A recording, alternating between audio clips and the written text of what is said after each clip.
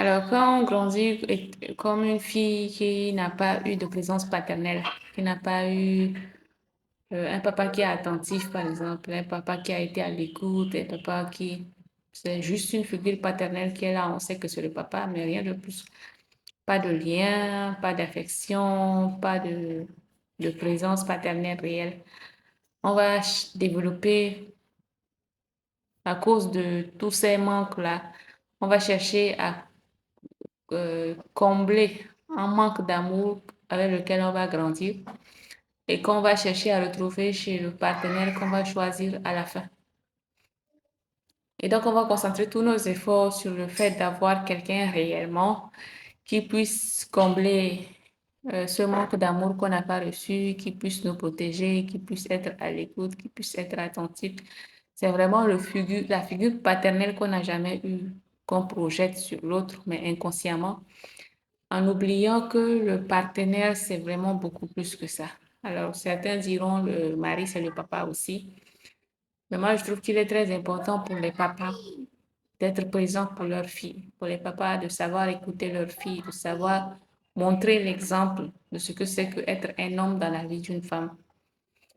Et quand une fille grandit avec une certaine présence paternelle bien ancrée, avec de l'amour qui lui a été donné, de l'attention, il y a des choses qu'elle ne cherche pas chez l'autre, en fait, son partenaire.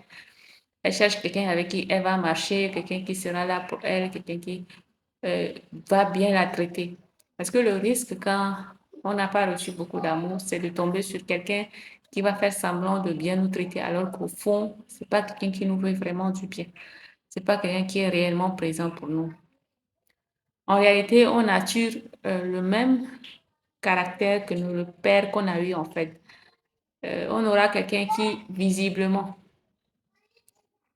quand je dis visiblement, c'est-à-dire on aura tendance à croire au début que la personne, sa manière de nous aimer, c'est vraiment la manière qui comble toute l'attention, mais tout l'amour qu'on n'a pas eu quand on était petite.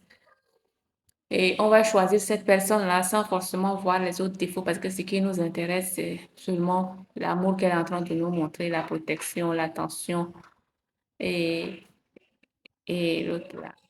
sa présence en fait. Et après, on se rend compte que ce n'est pas forcément tout ce dont on a besoin pour notre vie de femme en fait.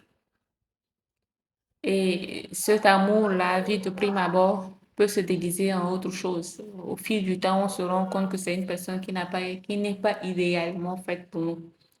C'est une personne qui